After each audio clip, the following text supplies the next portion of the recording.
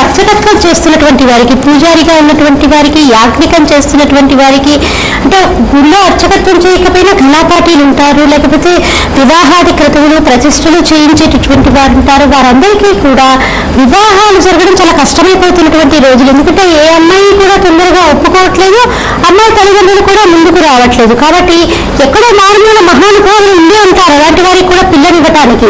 మనం కనుక వీరికి త్వరగా వివాహాలు కుదిరిస్తే కనుక మన సనాతన ధర్మం ఇలాగే నిలబడుతుంది. లేకపోతే కొన్ని సంవత్సరాలు గడిచేసరికి సృష్టి ధర్మమే ఆగిపోయే అవకాశం ఉంటుంది. ఎందుకంటే అయ్యో మాకు వివాహాలు కావటం లేదు కదా, ఇక మేము పూజలు చేయటం ఎందుకు అనేసి వాళ్ళందరూ కూడా అర్చక వృత్తిని వదిలిపెట్టే మనకి మంచి చేయించే వాళ్ళు ఉండరు, పెళ్ళిళ్ళు చేయించే వాళ్ళు ఉండరు, చెడు చేయించే వాళ్ళు ఉండరు. ఎవరైనా చనిపోయినా కూడా వాళ్ళ అవసరం చాలా మనకి ముఖ్యం.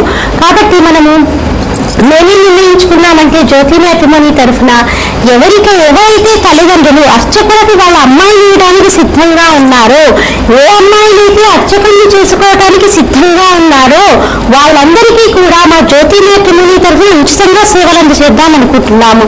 కాబట్టి ఎవరైతే అర్చకులకి తమ అమ్మాయిని ఇవ్వాలి అన్నటువంటి ఉద్దేశంతో ఉన్నారో వాళ్ళందరూ కూడా వెంటనే స్క్రీన్ పైన ఉన్నటువంటి మా ఆఫీస్ నెంబర్లకి ఫోన్ చేసి మీ అమ్మాయిల వివరాలు ఇస్తే కనుక తప్పకుండా మేము అబ్బాయి వివరాలు మీకు వెంటనే తెలియజేస్తాము. మెయిల్ ఇస్తే కనుక మెయిల్లో కూడా వాళ్ళకి సంబంధించినటువంటి వివరాలతో పాటు ఫోటోగ్రాఫ్లు కూడా పంపిస్తాను. ఎందుకంటే మన సృష్టి ధర్మాన్ని, మన సనాతన ధర్మాన్ని కాపాడుకోవలసినటువంటి బాధ్యత పూర్తిగా మన మీదే ఉంది. కాబట్టి ఇలాంటివన్నీ కూడా ఏంటంటే అయ్యో మీరు ఎలా చెప్పేస్తున్నారు ఏంటండి, మేము ఎలా ఇస్తామని కాదు. ఇప్పుడు నేను ఆలోచిస్తుంది ఏంటంటే అర్చక వృత్తిలో ఉన్నటువంటి తండ్రి కూడా, అమ్మాయి తండ్రి కూడా అర్చకులకి వాళ్ళ అమ్మాయిలు ఇవ్వడానికి చాలా ఆలోచిస్తున్నారు. ఎందుకంటే ఒక ఐఐటి స్టూడెంట్ కంటే కూడా ఒక ఘనాపాఠి ఏమాత్రం తీసిపోడు. ఎందుకంటే ఘనాపాఠి అంటే మామూలు కాదండి, వేదం చదువుకోవడం అంటే మాటలు కాదు. ఒక ఐఐటి స్టూడెంట్కి ఎంత ప్రాధాన్యత ఇస్తామో ఒక ఘనాపాఠికి కూడా మనం అంతకంటే ఎక్కువ ప్రాధాన్యత ఇవ్వాలి. కాబట్టి ఇది గమనించి కనుక ఎవరైతే ముందుకొద్దాం అనుకుంటున్నారో వాళ్ళందరికీ కూడా మనం జ్యోతి మ్యాట్రిమోనీ తరఫున ఉచితంగా సేవలు అందజేస్తాము.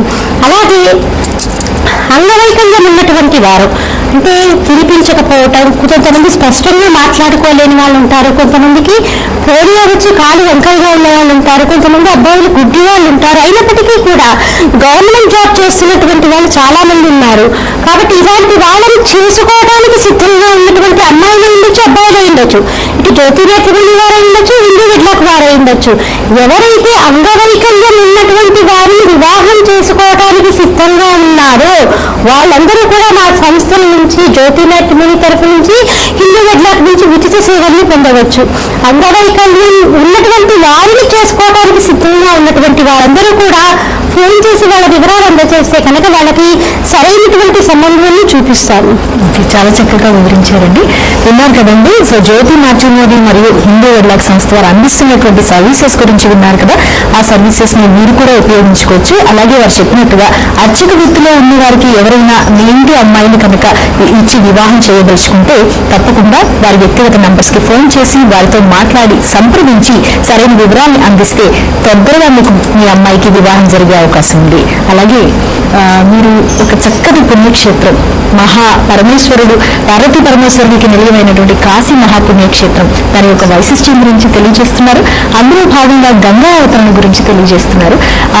గత వారం కొన్ని విశేషాలు చెప్పడం జరిగింది. మిగిలిన విశేషాలు ఈ వారం కొనసాగిస్తారు. తప్పకుండా మనం గంగా అవతరణం గురించి చెప్పుకుంటూ సవర చక్రవర్తి అశ్వమేధ యాగం చేయడానికి సిద్ధమవడం గురించి తెలుసుకున్నాము. ఒక యాగం చేయటం అంటే మాటలు కాదు. ఇప్పుడు మనం చేసేస్తూ ఉంటాం యాగాలు, హోమాలు. ఏదో చేశామంటే చేస్తున్నామే కానీ మనము కృతనిశ్చయంతో చేయటం లేదని మనం ఘంటాపదంగా చెప్పవచ్చు. ఎందుకంటే ఒక యజ్ఞం చేస్తున్నటువంటి వాళ్ళు కానీ, ఒక యాగం చేస్తున్నటువంటి వాళ్ళు కానీ ఒక దీక్ష స్వీకరించాలి. అలా దీక్షా కంకణం కట్టుకున్న తర్వాత యజ్ఞ వేదిని దాటి ఎవరైతే ఆ యజమాని ఉన్నారో, యజ్ఞం చేస్తున్నటువంటి యజమాని ఉన్నారో వాళ్ళు అక్కడి నుంచి కదలడానికి వీల్లేదు. అలా ఉంటాయి నియమాలు. మరి ఒక్కసారి ఆలోచించండి, మనం చేస్తున్నటువంటి యజ్ఞ యాగాది క్రతువులకి అసలు యజ్ఞం ఎలా నిర్వహించాలో చేసేటటువంటి దానికి తేడా మనకి ఇక్కడ సుస్పష్టంగా తెలుస్తుంది. మనం ఎన్నో చేసేసి మనకి వర్షాలు పడటం లేదు అంటే ఎలా పడతాయి? మనం చేయాల్సినటువంటి విధిని సరిగ్గా నిర్వహించట్లేదు. అందుకే ఆ వరుణదేవుడికి కోపం వచ్చింది అన్న కోణంలో ఆలోచించి మనం ఇంకా ఈ క్రతువుని ఎలా నిర్వహిస్తే ఇంకా చక్కగా వరుణదేవుడు సంతసిస్తాడు అన్న కోణంలో ఆలోచిస్తే తప్పకుండా సకాలంలో వర్షాలు కురుస్తాయి. కానీ ఆ సగర చక్రవర్తి ధర్మాత్ముడు. ఇక్ష్వాకు వంశజులంటే మాటల వాళ్ళు ధర్మానికి కట్టుబడి ఉంటారు. ఆయన కూడా యజ్ఞదీక్ష స్వీకరించాడు. కాబట్టి ఇక యజ్ఞవేదిని దాటి బయటికి రాకూడదు. మరి అశ్వమేధ యాగం అంటే మాటలు కాదండి. అశ్వమేధ యాగం చేసేటప్పుడు ఆ అశ్వాన్ని వదిలేస్తాడు. ఆ యజమాని ఎవరైతే ఉన్నారో ఆ యజమాని ఆ అశ్వాన్ని వదిలేస్తే ఆ అశ్వం తిరిగి సంవత్సర కాలంలోపు అది మళ్ళీ యజ్ఞవేదిని చేరుకుంటుంది. అలా చేరుకున్న తర్వాత ఆ యజమాని ఏం చేస్తాడు, ఆ గుర్రము శరీర భాగాలలో చాలా ముఖ్యమైనటువంటి అవయవాన్ని అగ్నిలో వేలుస్తాడు. వేల్చిన తర్వాత ఆ యొక్క వేల్చినటువంటి పొగను యజమాని పీలిస్తేనే ఆ యొక్క యజ్ఞ ఫలితాన్ని అతను పొందగలుగుతాడు. అంతటి రామచంద్రమూర్తిని పొందే ముందు కూడా దశరథ మహారాజు గారు అశ్వమేధ యాగం చేశారు. అశ్వమేధ యాగం చేసిన తర్వాత యజమాని భార్య ఏం చెయ్యాలి, చంపివేసినటువంటి గుర్రాన్ని ఆ యజమానురాలే ఆ గుర్రాన్ని చంపాలి. ఏదో భయంకరంగా భయపడుతూ చంపడం కాదు, ఎంతో ప్రీతితో మన పిల్లలకు ఎంత ప్రేమగా మనము అన్నం పెడతామో అంత ప్రేమతో ఆ యొక్క గుర్రాన్ని నరికేయాలి. నరికిన తర్వాత ఆ గుర్రం పక్కన ఒక రాత్రంతా కూడా యజమానురాలు నిద్రించాలి. ఎలా నిద్రించాలి, ఒక శవాన్ని పట్టుకున్నాను, ఒక చనిపోయినటువంటి జంతువు యొక్క శరీరాన్ని ఆలింగనం చేసుకుని పడుకున్నాను అన్న భావనతో కాదు, ఎంతో ప్రీతితోటి భర్త పక్కన భార్య ఏ విధంగా అయితే పడుకుంటుందో అంత ప్రీతితోటి ఆ గుర్రం పక్కన పడుకోవాలి. కౌసల్యాదేవి అంత ప్రీతితో పడుకొని రామచంద్రమూర్తిని పొందింది. అశ్వమేధ యాగం అంటే అలా కలియుగంలో లేదు. అశ్వమేధ యాగానికి సమానమైనటువంటిది అనాథప్రేత సంస్కారం. మనకి ఈ యొక్క కలియుగంలో అశ్వమేధ యాగం లేదు. మరి ఆ సగర చక్రవర్తి అశ్వమేధ యాగం తలపెట్టి అశ్వాన్ని వదిలేశాడు. వదిలేసిన తర్వాత ఆ అశ్వం వెళ్ళిపోయింది. ఎంతకీ ఆ అశ్వం తిరిగి రాదు. మరి ఎంతకీ రాకపోతే మరి యజమాని దీక్షా విరమణ చేయాలి కదా. ఎన్ని రోజులను ఆయన ఆ దీక్షలో కూర్చుంటాడు. ఆయన తన కుమారులైనటువంటి 60,000 మందిని పిలిచారు. సగర్లని పిలిచి, ఆయన అశ్వాన్ని వదిలాము, ఎక్కడికి వెళ్ళిందో తెలియట్లేదురా, మీరు వెళ్ళి 60,000 మంది ఉన్నారు, ఈ భూమి అంతా కూడా 60 యోజనాలు ఉంది, 60,000 యోజనాలు ఉంది కదా, మీరందరూ ఒక్కొక్క యోజన వంతులు తవ్వినప్పటికీ కూడా మీరు భూమి అంతా కూడా గాలించగలుగుతారు. కాబట్టి మీరు 60,000 మంది వెళ్ళి ఆ యజ్ఞాశ్వాన్ని తీసుకురండి అని చెప్పగానే వీరు ఇంటి చాలా అత్యుత్సాహం ఉన్నటువంటి వాళ్ళు. అత్యుత్సాహం ఎప్పుడైతే ఉంటుందో బుద్ధి కొంచెం సరిగ్గా పనిచేయదు. ఇంకా వివేకం అన్నది కొంత అణచివేయబడుతుంది. ఉత్సాహం తప్పితే అక్కడ వివేకం పనిచేయదు. వీరేం చేశారు, తండ్రి చెప్పింది ఒక యజ్ఞాశ్వాన్ని పట్టుకోమని చెప్పారు కాబట్టి దాన్ని వెతకటమే చేయుగా పట్టుకుని ఏం చేశారు, భూమిని అంగుళ మంగళం వారి యొక్క నఖాలన్నీ ఎలా ఉండేవి అంటే గోళ్ళన్నీ ఎలా ఉండేవి, వజ్ర సదృశంగా ఉండేది. వజ్రం ఎంత కఠినంగా ఉంటుందో ఆ 60,000 మంది యొక్క సగరుల యొక్క గోళ్ళు కూడా అంత కఠినంగా ఉండేవి. వారు తన వాడి అయినటువంటి గోళ్లతో భూమిని పెళ్ళగిస్తూ వెళ్ళిపోతూ ఉంటే ఎప్పుడూ కూడా భూదేవి ఎలా పడితే అలా మనము తొక్కకోవటం కానీ ఊరికే తవ్వటం కానీ చేయకూడదు. మన పెద్దవాళ్ళు చూడండి, గబగబా ఎవరైనా చప్పుడు చేస్తూ నడుస్తున్నప్పటికీ ఎందుకురా అలా చప్పుడు చేస్తూ నడుస్తా, తప్పు, అలా చప్పుడు చేస్తూ నడవకూడదు అని చెప్తారు. ఎందుకంటే భూదేవి భూమాత ఆ తల్లి మోస్తుంది కాబట్టి మనం ఇలా నించోగలుగుతున్నాం, మనం తినగలుగుతున్నాం, మన మలమూత్రాలను మనం చూస్తేనే మనకి అసహ్యం కలుగుతుంది. అలాంటిది ఇన్ని కోట్ల మందిని ఆవిడ భరిస్తోంది. అంతటి సహనశీలి ఆ తల్లి కాబట్టి ఎంతో మర్యాదగా చూసుకోవాలి. కాబట్టి మనం నిద్ర లేచి లేవగానే ఒకసారి మన శ్రీహరి శ్రీహరి శ్రీహరి అనుకుని మన ఇష్టదైవానికి నమస్కరించిన తర్వాత మొదటిసారిగా భూమి మీద కాలు పెట్టేటప్పుడు, నేల మీద కాలు పెట్టేటప్పుడు ఒకసారి ఆ నేల తల్లికి నమస్కరించాలమ్మా, నువ్వు ఎంతో ఓర్పు కలిగిన దానిని, కానీ తప్పట్లేదమ్మా, నేను నీ మీద నడవకపోతే నాకు జీవితం లేదు, కాబట్టి తప్పక నీ మీద కాలు పెడుతున్నాను క్షమాపణ చెప్పుకొని ఆ తల్లి మీద కాలు పెట్టాలి. అంతేకాని ఇష్టం వచ్చినట్టు చేయకూడదు. అందుకే మన పెద్దలు చెప్పేది గబగబా నడవకండిరా, శబ్దం చేస్తూ నడవకండిరా, ఊరికే ఎక్కడ పడితే అక్కడ గోతులు తీయకండిరా అని చెప్తారు. మరి ఆ భూదేవిని అలా బాధ పెడుతూ ఉంటే కోపం వచ్చేది ఎవరికి? ఆ విష్ణుమూర్తికి కోపం వస్తుంది, లేకపోతే భూమిని పాలిస్తున్నటువంటి వారందరూ కూడా బ్రాహ్మణోత్తములందరికీ కూడా కోపం వస్తుంది. వాళ్ళని విష్ణుమూర్తికి చెప్తారు. ఆయన ఎలా శిక్షించాలి, వీడిని నా భార్యని ఎలా రక్షించుకోవాలన్నది ఆయన ఆలోచిస్తారు.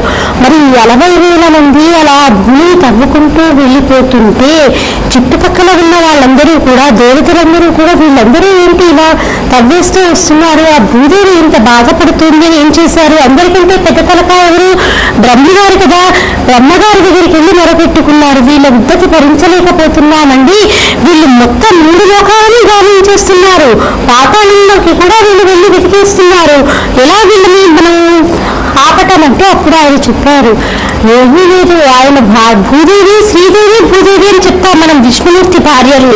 విష్ణుమూర్తి భార్యలు శ్రీదేవి, భూదేవి అంటే ఆయన ఇద్దరిని చేసుకున్నాడు కదా, మేము కూడా చేసుకుంటే తప్పేంటి అనుకోవడం కాదు. స్త్రీని ఎప్పుడూ కూడా మనం శక్తికి మనం మారుపేరుగా చెప్తాము. ఎవరికైనా కానీ మనం భగవంతునికి పూజ చేసేటప్పుడు పక్కన శక్తి లేకుండా కనుక మనం ఉపాసన చేస్తే ఆ మూర్తికి నుంచి మనం శక్తిని పొందలేము, మనం ఆ ఉపాసన బలాన్ని కూడా మనం పొందలేము.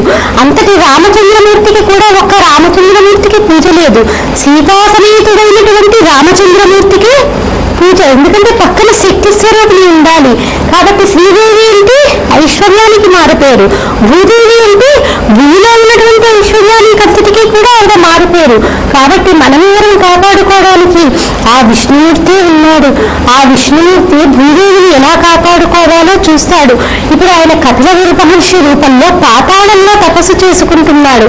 కాబట్టి మనం ఏమీ చేయక్కర్లేదు, వాళ్ళకి కాలం సమీపించింది కాబట్టి ఇలాంటి ఉద్ధతులు చేస్తున్నారు.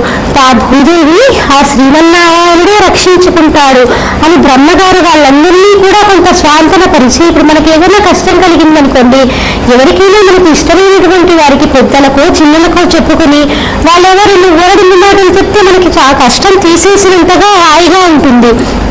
అలాగే దేవతలందరూ బ్రహ్మగారి దగ్గరికి వెళ్ళి ఇలా మొరపెట్టుకోగానే ఇలా చెప్పేసరికి వారందరికీ కూడా సంతోషం కలిగింది. ఎందుకంటే ఆ శ్రీమన్నారాయణుడే కపిల మహర్షి రూపంలో ఉన్నాడు కదా, ఆయనే రక్షించుకుంటాడన్నటువంటి ఆనందంతో ఎవరి ఇళ్ళకి వాళ్ళు వెళ్ళిపోయారు. ఈ 60,000 మంది మొత్తం భూమి అంతా గాలించేశారు. ఇంక ఇక్కడెక్కడా లేదని పాతాళానికి వెళ్ళిపోయారు. పాతాళానికి వెళ్ళి ఈ భూమిని పాతాళంలో 4 వైపులా 4 దిగ్గజాలు కాపాడుతూ ఉంటాయి. ఈ కాపాడేటటువంటి దిగ్గజాలంటే పెద్ద పెద్ద ఏనుగులు కాపాడుతూ ఉంటాయి. ఈ దిగ్గజాలు ఎప్పుడైతే తల అటు ఇటు అంటాయో అప్పుడేంటి మనకి భూకంపాలు వస్తూ ఉంటాయి. ఆ ఉన్నటువంటి 4 దిక్కులా ఉన్నటువంటి 4 దిగ్గజాలు సోమనాథం, మహాపద్మం, పద్మనాభం అని 4 దిగ్గజాలు ఉంటాయి. ఈ 4 దిగ్గజాలు ఎప్పుడైతే తల బాగా బరువెక్కి తల ఇలా ఊపగానే భూకంపాలు వస్తాయని మనకి శాస్త్రం చెప్తోంది. కాబట్టి ఆ 4 ఏనుగుల్ని అడిగారు. అడిగితే కూడా వారేమీ సమాధానం చెప్పలేదు. సమాధానం చెప్పకుండా ఈ 4 దిక్కులు వెతికిన తర్వాత ప్రదక్షిణ పూర్వకంగా వెళుతూ ఈ సగరులందరూ కూడా ఏం చేశారు? ఈశాన్యం దిక్కుకు వెళ్ళారు. ఈశాన్యం వైపు ఎవరుంటారు? సర్వేశ్వరుడు ఉంటాడు. అక్కడే ఆ కపిల మహర్షి ఉన్నాడు. ఈ కపిల మహర్షి దగ్గర దేవేంద్రుడు తాను అపహరించినటువంటి అశ్వాన్ని అక్కడ కట్టివేశాడు. ఇంకా వీటికి సంబంధించినటువంటి కొన్ని విషయాలని మనం వచ్చే వారం తెలుసుకున్నాము. మనకి సమయాభావం ఉంది కదా.